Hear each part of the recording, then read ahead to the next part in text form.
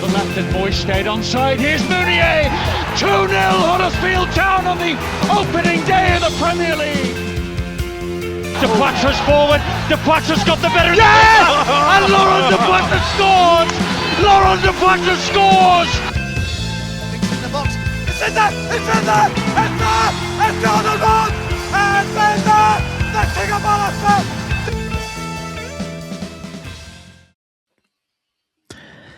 Hello and welcome to the Andy Takes That Chance podcast preview show, The Drive-In. Settle back, buckle up, pop on your favourite podcast on your way across the M62 as Ian Kilroy Silk and myself, Matt Shaw, bring you all the things you did and didn't want to know about Wigan Athletic versus Huddersfield Town. So Huddersfield and Wigan have met 37 times. The first meeting was back in November 1973 in the FA Cup with Town winning 2-0. Overall, Town have registered 15 wins over the Latics, who themselves have 13 wins, with 9 draws. In Wigan at Springfield Park, or the now Brick Community Stadium, it's the Latics who have the upper hand with 9 wins to Town's 7. Town have only won twice in their last 10 visits to Wigan. The last time was courtesy of an Elias Kachunga winner in January 2017. As Barry will tell us in a moment, Town have only beaten Wigan once in the last 7 meetings. That last season, thanks to Oliver Turton. Killer, how are you doing? I'm all right, Matt. Yeah, I'm still not quite looking forward to this game just yet. Normally by now I'm quite excited about it, but looking into the way we can play, looking into how the form is at home, okay, under a new manager, I'll be honest, I don't want to put a spoiler on this episode, but I don't think it's going to be a goal fest, Matt. No, let's see how this goes. Anyway, I think the next thing we'll do is I had a chat with Barry Worthington from the Progress with Unity podcast, who focus on all things Wigan.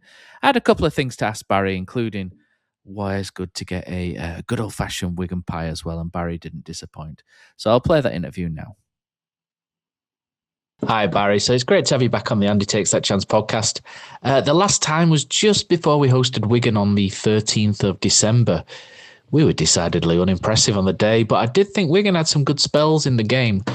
At that time, you were pretty scathing of Ryan Lowe. Since we last met, he's now gone. Tell us more of the goings-on of Wigan Athletics since that cold December day.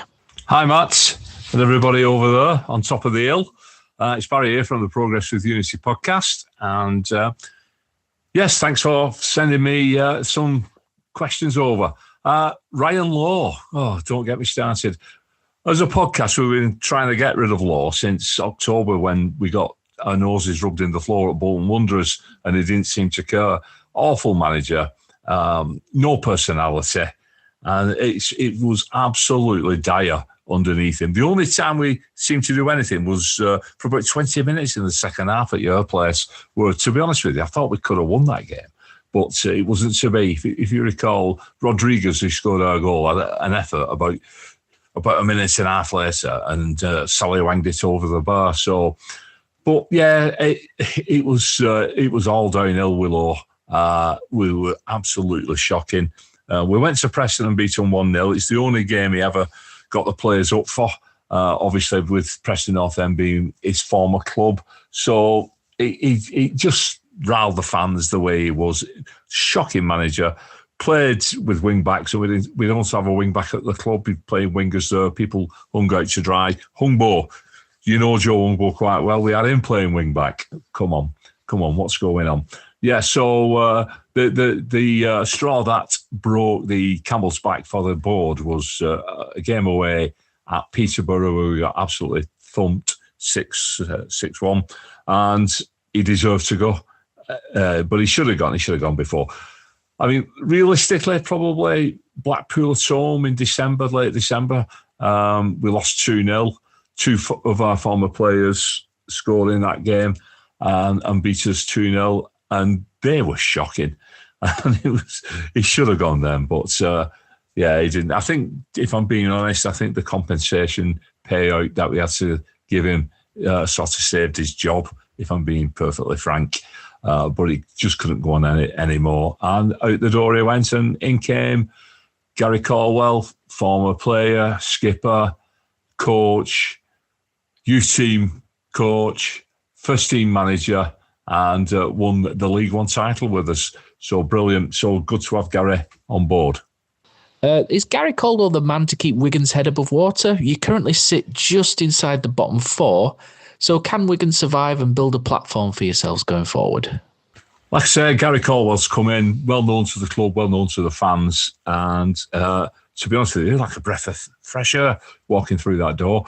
We've got 42 points left to play for, and we've got a game in hand on Blackpool, and which, if we win, we go above them. So, yes, we most certainly can stay up. I suspect that we will stay up, and I think in the end it'll be quite comfortable.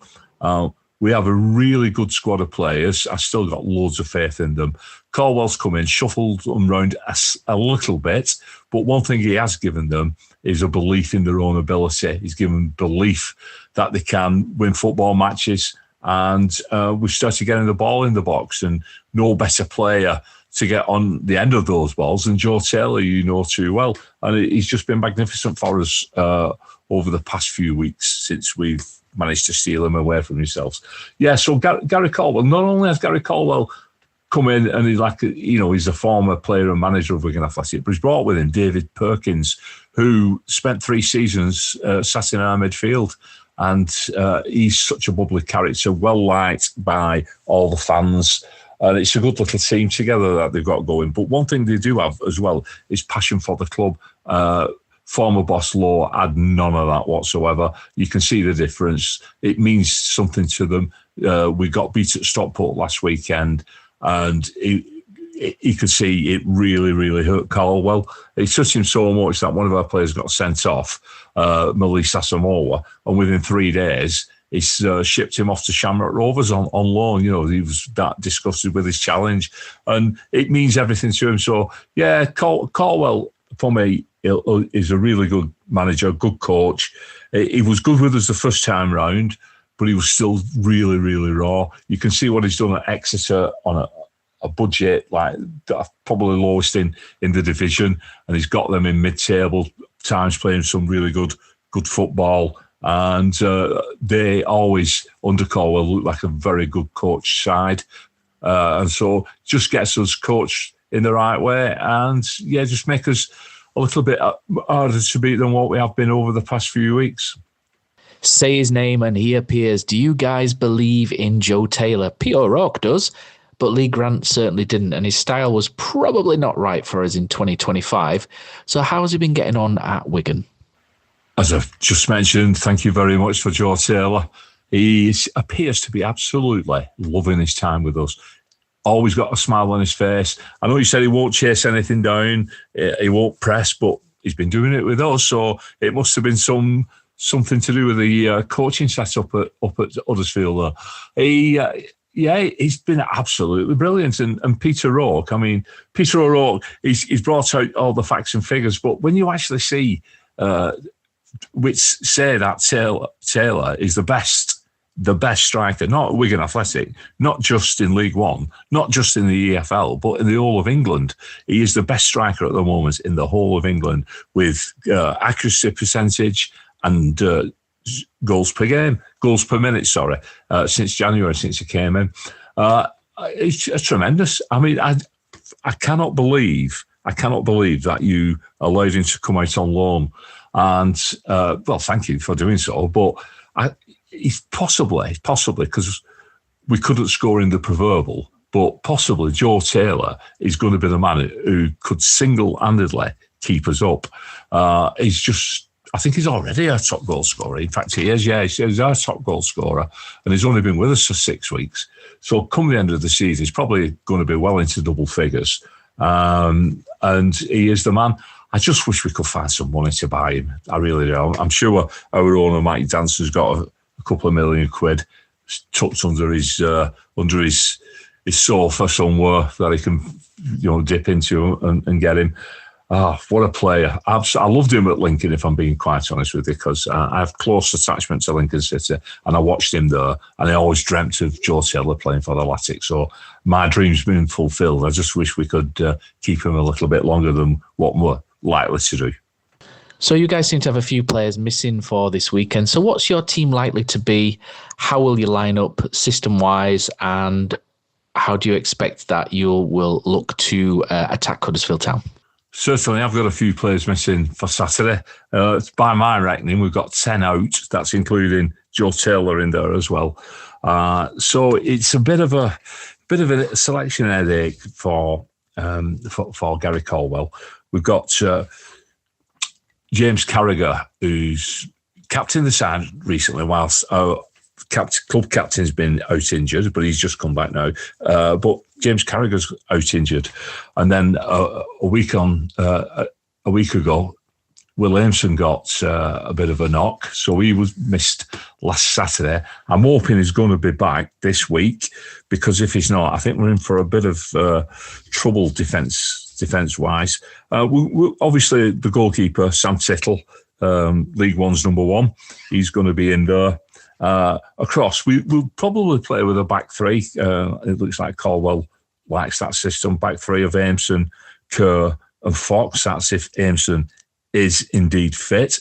If not, I think we'll probably likely to see Jensen Weir drop in there, because Stephen Sessegnon, our other available defender, got sent off at Stockport on Saturday, so we suspended for this game. 2 ridiculous bookings, the softest red card that you've ever seen. Anyway, he's out. As for the midfield, probably 2 sitters in Moxon, who's on loan from Stockport. He's a good player. I like Owen Moxon, and Matt Smith, who is our Rolls Royce midfield player. Absolutely brilliant, Smithy. So we'll have them 2 sitters with Callum Wright as the box-to-box runner. He likes to get beyond the forwards as well. He's got a few assists this season, and I think he's got about 4 or 5 goals as well, so he gets on the end of stuff. And are we going to attack you? Well, we'll probably attack you down the wings with Joe Wungbo, who you know very well, and Fraser Murray on the other side. Both had good seasons, but they've had too many defensive duties for my liking. They're both forward players, and I think that's where they should be.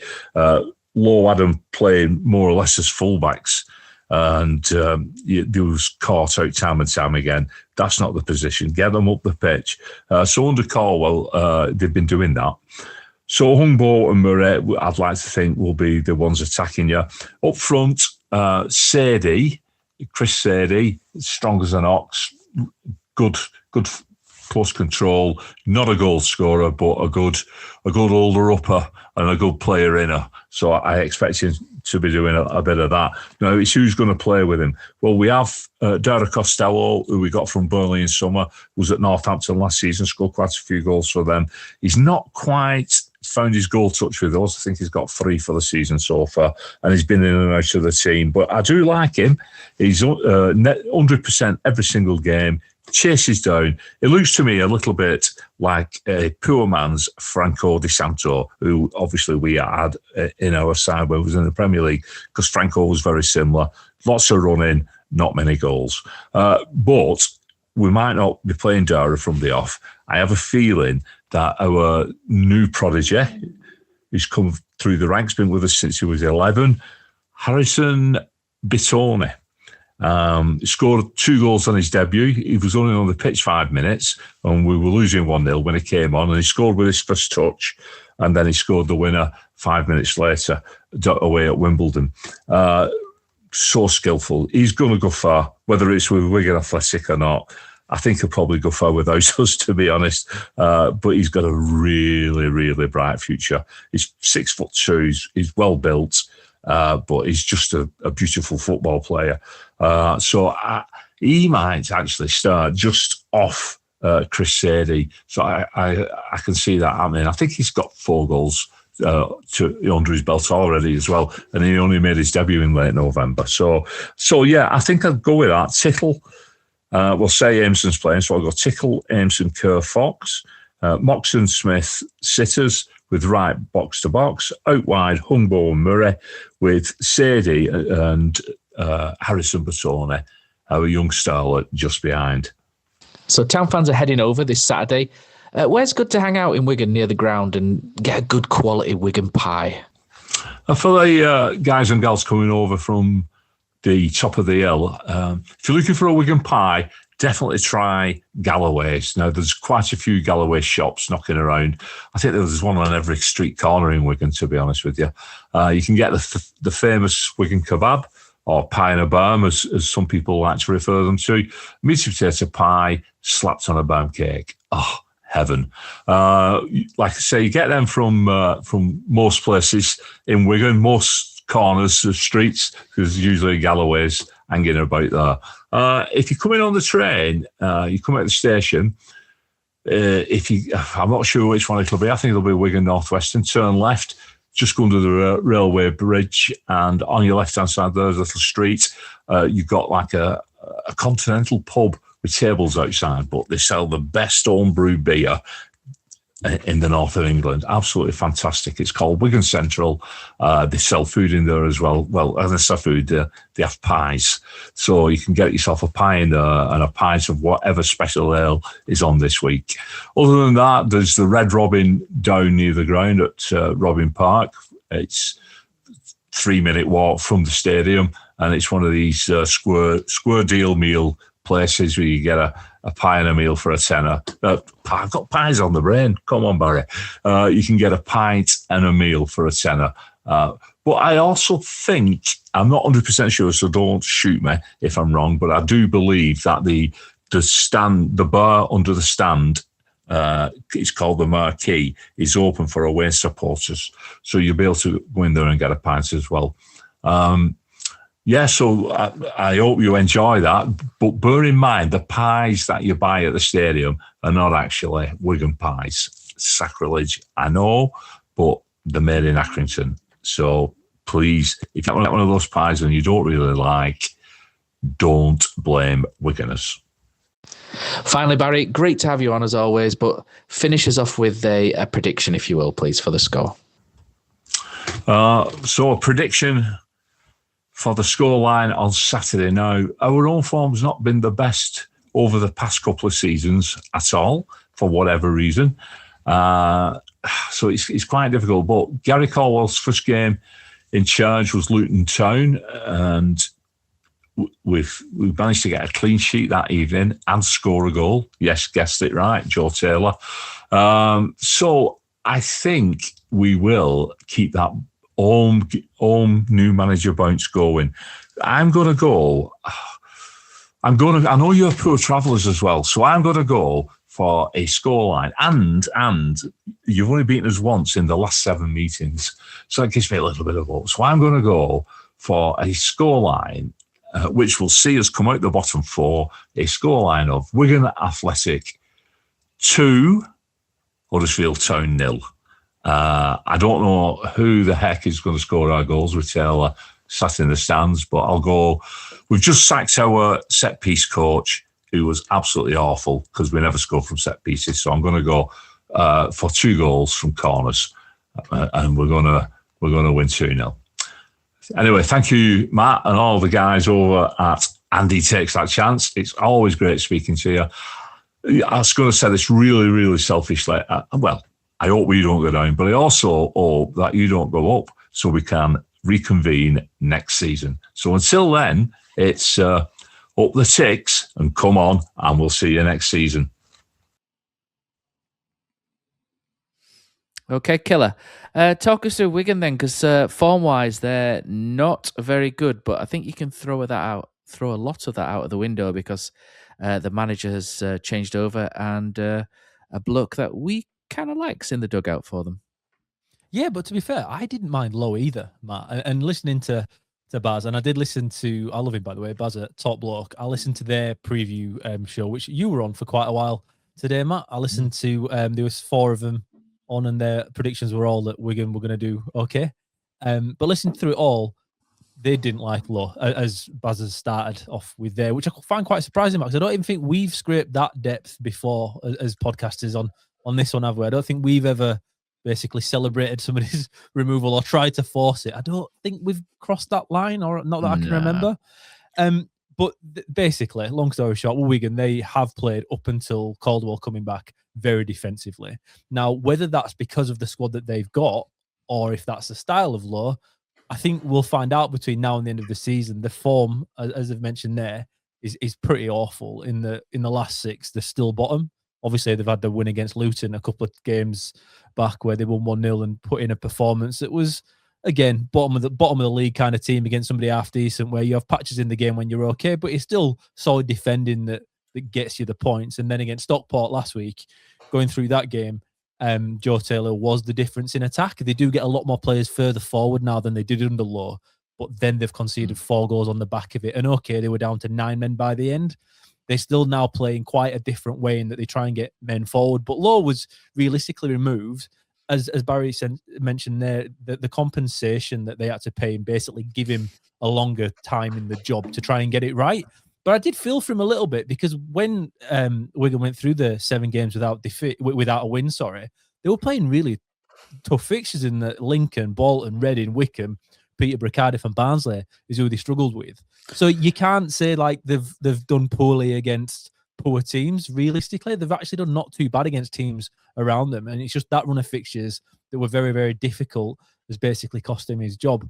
They're now 2 games into this new old world of Caldwell going back, who famously lifted the trophy when they did win the FA Cup in 2013, having beaten us in the 4th or 5th round. I can't remember which round it was. But no, they're a team now only 2 games in. They've changed a few things. They just get extra men forward, but try and defend in the same way. But that's quite a change for them. They at home, though, have scored the fewest goals in the league, but have the 2nd best defence at home. And that's why I've led with we're not in for a goal fest this weekend. So a couple of stats for Wigan. The last 6, Wigan are bottom with 1 win in 6. That was the new manager bounce against Luton. Last 10, Wigan are bottom. At home in the last 6, Wigan are 23rd. Stats-wise, Wigan are 21st for goals scored with 1.1 per game on average. They're 14th for goals conceded with 1.4, so that backs up your point there, Killer, about not scoring a lot but not conceding a lot. Wigan are 12th for XG, which shows that perhaps without Joe Taylor up front, they do struggle to find the back of the net as regularly as they don't without him. Wigan are 15th for shots on target per match and 16th for big chances created, so not the most chance creating team in the division for sure. Town's team news on the day. Lyndon Gooch is going to be out for another 2 to 5 weeks. Mikel Miller could make the bench. He's been out with an ankle injury. Marcus McGuane's still out with a groin injury. Bojan Radulovic is out. Joe Lowe is out. Watmore has been playing in the under-21s. Him and Jonathan Hogg really driving that average age up there. And Reece Healy obviously is out as well. He's back with us and injured as well. So I think with all things said and done, Killer, I reckon that maybe it's time for a bit of a lesson, don't you? I can hear the school bell ringing. Oh, geography is all that we ever were. Oh, geography is all that we ever were. Okay, to the tactics board, Mr. Grant has given us a geography lesson. And how will Town line up this weekend? Killer, it's interesting for me because me and you last week were on the 4-4-2 train, weren't we? I don't think Liam Manning's going to go there immediately. I think he might find his way there during the game, but I think they might line up in that 3-4-3, 3-4-2-1 system that we've started with pretty much every game under Liam Manning, almost. For me, I think it'll be that. Or do you think he might line up with something a little bit different? I think it comes down to whether the rumour of Radinho Bolka having a boot on after the game last weekend is true or not. I think if Bolka's out, it'd probably force the change somewhat because we don't have the guys to drive the ball out of defence. And for that reason alone, I'd think he may go to something a little bit more 4-4-2, even if afterwards, as modern managers hate to admit they play 4-4-2, they'd refer to it as something else being a little bit more fluid. But to most of us, it would be a 4-4-2. And personally, I'd do that anyway. I don't think our team's built for a 3-4-3, 3-4-1-2, whatever it wants to be called. I think we are, and have been this year, always better playing as a 4-4-2 or some variation of it. I think Bolka's the big shout on this one, Matt. But if Bolka is fit, I imagine, like you, there is the same as what we started with last last weekend, but probably with a similar outcome as well. There was no mention of a Balker injury in the press conference, so we're hopeful, aren't we? I mean, he finished the game last week, didn't he? So maybe sometimes, sometimes they finish a game if they've picked up a slight niggle in between. They wear the protective boot just for 24 hours as a precaution, don't they? And then it's fine. So hopefully, Radinho Balker is okay, because you in particular were pretty down on the idea of him being injured for any length of time, weren't you, on last week's podcast? I think it'll be the same back three: Balker, Wallace, and Rowan. I think you have a fairly decent balance there, don't you, with those three in defence, which means Feeney will continue to be on the bench for Town. Barley Mumba on the left. Don't think he is ready to relinquish that position. And Lasse Sorensen on the right. I think that picks itself at the minute. If Town did go to a back four, then Mumba's position maybe becomes under threat a little bit, because you would imagine Rowan would be the one who would be playing left back, and then Sorensen would jump down to right back. Midfield, again, picking itself, because McGuane is obviously not going to be available for this game. Ryan Ledson will play in midfield, and we think, will play alongside Cameron Humphreys in that position. I think that kind of picks itself at the minute. If Town do stick with a 3-4-3, it's what's ahead of them, which I think is going to be the talk of every fan that travels to this game, because I think the question or the answer we want to the question is, the answer is we want Ryan Hardy to start, but is he fit enough to start and maybe do 60 minutes, Killer? And probably not would be the answer, I think, from those that are pretty much cautious in the those that who look after the fitness and well-being of players. I'd imagine Liam Manning would want to play him, though, if there's any chance, Killer. I think he has to start, Matt, to be totally honest. We saw what this lineup without him in and Alves in instead, and how much it struggled against Barnsley last week. We've been very open that when Ledson and Humphreys play in that central midfield previously, without Hardy in it, the creativity is lacking. I think you can make up for that if you have the right guys in front of them. For me, Alves was really beyond poor in that first half against Barnsley last week, and you have to start Hardy. This is, again, a Wigan defence that I think is going to be a little bit more open, to be totally honest, than what it was under Lowe. I feel like Calderwell's going to go through this period where a new manager comes in, thinks a guy before them got everything wrong. They've had the shackles on, they release it a little bit, and then they're caught out and they find out why the previous manager had to do things in certain ways. And now that doesn't happen all the time, and I may be wrong. But I think in this game, if Wigan are anywhere near as defensively resolute as they have been previously, you can't wait for the last 25 minutes to break them down, because, again, they've got the best defensive record, the second best defensive record at home. And their actual home format isn't that bad, even though the 20th or whatever you've mentioned there on the form at home, they've won 6, drawn 4, lost 6. So even though we'll look at them as being poor at home, they're still, they lose a minority of games. You need to take the advantage here in that they don't give away too many chances. So you can't wait until the game comes to you. This is a bit of a banana skin for me in this regard, in that I don't think they're great, but I think if, like at home, where you don't go after them quick and keep the pressure on, trying to take every advantage you can with a high tempo, the game will leak away, and Wigan are defensively good, and they'll be happy enough with a point in this one. So for that reason alone, Matt, Hardy has to start for me. But the other reason is, against Stockport, the first 3 goals he conceded were from shallow crosses, such as Mumba's cross to Ledson and Ash's pull back to Hardy. So I feel like the weakest aspect in Wigan's game is that little space where the wing backs usually kind of fill, crossing shallow from there. And Hardy is, as we've seen already in his short period on the pitch for us, good in those situations. So for me, Matt, he has to start. And if he can only do 60 minutes, so be it. However, I think once you've got him playing, you just see what the game gives you. This is a must-win game for us. We don't have much wiggle room here between now and the end of the season. Opta's supercomputer has us finishing at the moment 6th, only 1.4 points ahead of Stevenage. And I'm pretty sure every single prediction has us winning this game. This is how tight it is, and with the fixtures that we have coming up, we have to win this game, and we have to go at it from the off. I just don't want to see us get it wrong in that first half again, and then second half adjust and hope it's enough, because as we saw last time against Wigan, they're a lot better, I think, than Barnsley are defensively. Well, for certain, we saw what Barnsley's defence is like. I think this is one of those games where you don't have the luxury of getting it wrong early doors. You have to get it spot on. And for me, that's with Hardy, May and Harness up there. Okay. So that's how we think Huddersfield Town will line up. How will Wigan line up is the $1 million question as well. So we will have a look at how we suspect Wigan will line up. So in goal, they have Mr. Tickle, not the Mr. Man, but the goalkeeper. He's one of the best keepers in this league, isn't he? He's pretty young, in his early 20s. He's got England acknowledgements, and he genuinely is one of the better keepers, isn't he, in this division? For me, he's someone who I think Wigan have been quite lucky to keep over the last couple of years, especially considering young English goalkeepers are so rare. So good ones are so rare, aren't they? And he's 23 now. I think he's 24 next month, Sam Tickle.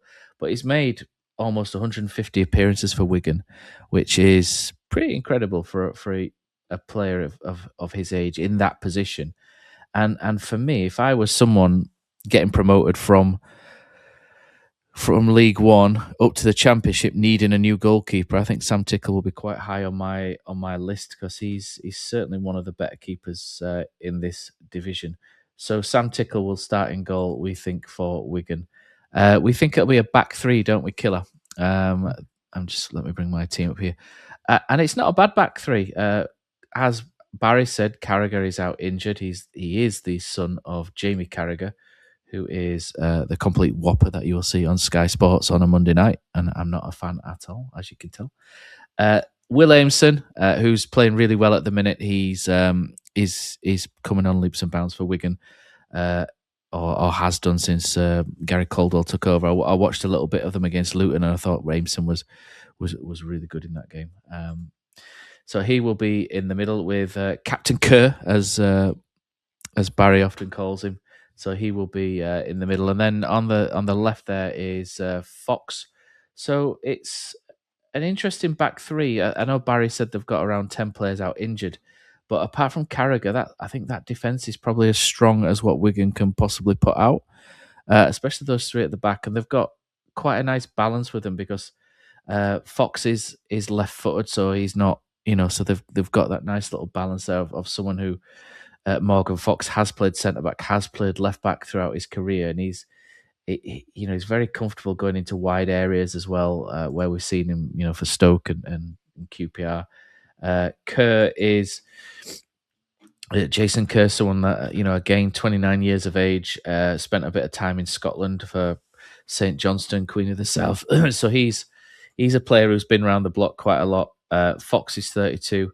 Sessegnon is suspended. He was the one who played there previously, but Will Aimson, we think, will come back in for Sessegnon, and he'll make up what's quite a solid back three. The wing backs are where you mentioned I think we can cause some problems, and it's where you mentioned earlier about getting into those areas between the centre backs and the wing backs. Fox is quite comfortable at coming over and covering. Aimson, not as much. He's more of your typical sort of centre half, and visions maybe of when Matthias Zanka used to get caught wide in the Premier League years for Town. He was never very happy coming out into this area. He was always happier in the centre. Aimson's good, but I think if you can isolate him wide, that's where you can cause some issues. But Town will, through either Barley Mumba and Sorensen, or maybe Harness on an overlap, looking to get into this, or Alfie May into these areas, will and can cause issues, and that's where you Ryan Hardy, someone like him, can cause problems getting in behind and really sort of causing issues inside the box for the three remaining centre backs, because they're not the quickest. Ryan Hardy's quicker than them, so his sharp movement should cause issues. You hope, if Town can be accurate enough and get the ball in there.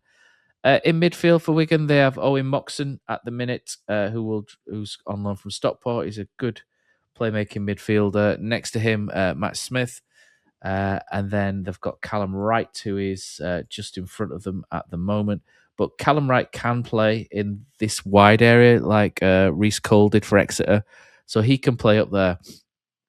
And they have Christian Sadie, he's a target. He's like a short target man. He's incredibly strong. He's quite good in the air for his size. Big backside, as they used to say about Kenny Dalglish, didn't they? He can muscle in and lean into plays. He's a good player at this level. He's Christian Sadie. He did really well for Portsmouth, didn't he? Not so long since as well. So Christian Sadie will be the man who holds it up. And they've got Dara Costello. I know Barry thinks Bitoni might play, but I think Dara Costello will probably come in. So they could either play a 3-4-3 like Town do, or they can switch to a 3-5-2 and play Costello up front and Callum Wright behind. So they've got that sort of flexibility. And so if Town can do that with Alfie May. Alfie May can come up with Hardy, and then Harness can drop behind. So it's a very similar, I would imagine it's a very similar lineup that they've got there. Their strengths, Wigan, are probably their weaknesses. So Murray and Hungbo are the two wingers. Joseph Hungbo we know about. He'll play on the left and Murray will play on the right. I think what you get with that, it probably takes a little bit away, like Barry said, it probably takes a little bit away from Murray, who's their most creative player. They're set piece taker as well, but I think they really need to get him into the final third of the pitch, into those sort of areas up with the forward lines to make him, to get the best out of him, really. And for me, that Wigan side is solid. I can see why it doesn't concede a lot of goals, but there are areas where you can attack them, Killer. Which leads me on to the next bit. How do you think Town can win this game, and give us a prediction for it as well? Just tempo. It's all tempo in this one. Like I say, Wigan are fighting for their lives at the moment. Vale are more or less down. Rotherham are still the poorest team I think I've seen this year, away from when we played them away. They were terrible. So I think those two are down. I think after that, you've got a few clubs, Blackpool, Doncaster, although Doncaster's form actually is surprisingly quite good. I think they've taken 12 points in the last 6 games and pulled themselves away. Obviously, one of those was against us, so we have to ignore that one. But they're obviously... And Burton, but I think Burton are 39 points. I think Burton will be okay. I've got faith that they'll be fine. But Wigan need to get themselves going. And now they've got 3 guys out, obviously, this weekend from suspensions. One who's ended up, as Bazza mentioned there, has ended up at Shamrock Rovers from being sent off last week, Asamoah, which is quite a turn of events. The best part about it was Wigan pulled out the old, we're in discussions with Shamrock Rovers before he was sent off. Yeah, all right, mate, no worries. But we are getting Wigan at the perfect time in that they obviously don't have their figurehead striker. They've got injuries all over the place, just like we have. However, the fans, though, Matt, honestly, listening to Progress with Unity today, 4 of them predicting, 3 of them predicted wins, and 1 predicted, I think, a 2-2 draw. So they are pretty positive on it. And looking at their own form, like I've mentioned, it's not actually that bad.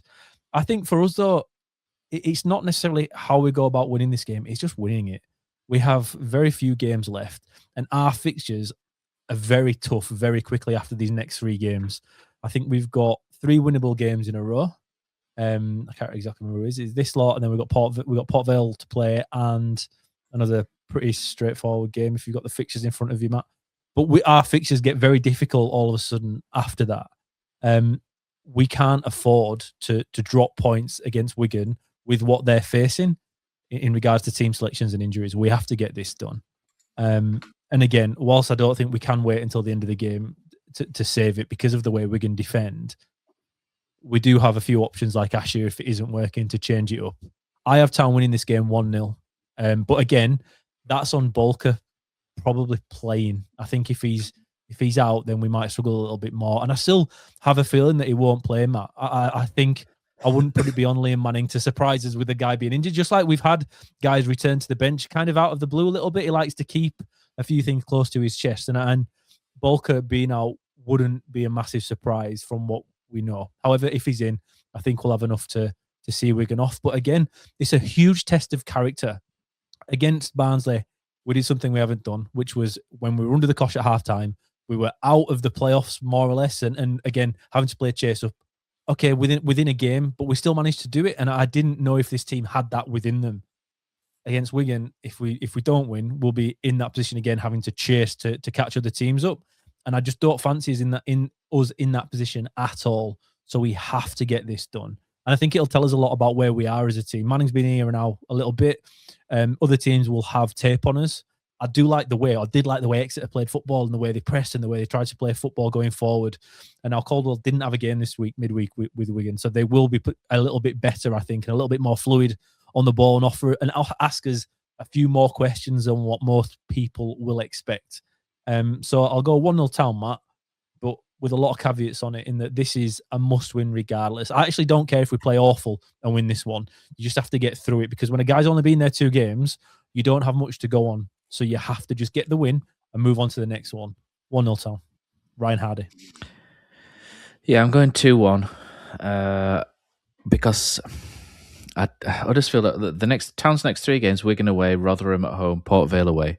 Town have to win all 3 games, basically, because after that we've got Lincoln, Plymouth, Cardiff and Reading. So that's 4 tough games straight after. And then after that, Orient away, Wycombe at home, Bolton away, and then we've got Mansfield at home and Wimbledon away. So Town cannot find themselves out of contention by the time we come to Mansfield at home at the end of April. Otherwise, it'll hit the fan. So Town for me by a goal. I'm not confident in that. I do think that there could be a really heavy, clod-heavy, stodgy draw in there, which everyone it could be one of those where I hate every second of the game again. But I'm hoping Town are going to win, and I'm looking at Ryan Hardy as well to make the difference in this one, Killer. So that's where we're at on that one. Barry thinks 2-0 to Wigan. We think Town to sneak it by a goal. There is such thing as a manager bounce. We've seen it this year, but things do taper off a little bit after you get that bounce. So hopefully Wigan are at that stage now where they've had the thing and now it's tapered off and he's got to deal with the problems. They've got injuries, they've got suspensions, they've got their main striker out because he can't play because he plays for us. So if Town don't win this match, then you have to put a big question mark over Town achieving anything this season and getting in the top 6. It's got to that stage now. So for me, Town have to win this game. Quite simple. Otherwise, the season becomes at risk. So they've got to go and do it. Killer, I think that's all we've got time for. The music's playing. Let's go. Oh, what a night. Late in May in 2017. Schindler scored, it was a heavenly dream. What a feeling, what a night. Oh, what a night. Wagner singing, we are Premier League. The greatest sight St. George's Square did see. What an evening, what a night. Oh, I got a funny feeling when he walks and a fence, and then the commentator yelled he takes that chance. Oh, what a night. Lost so safe and mesmerizing me.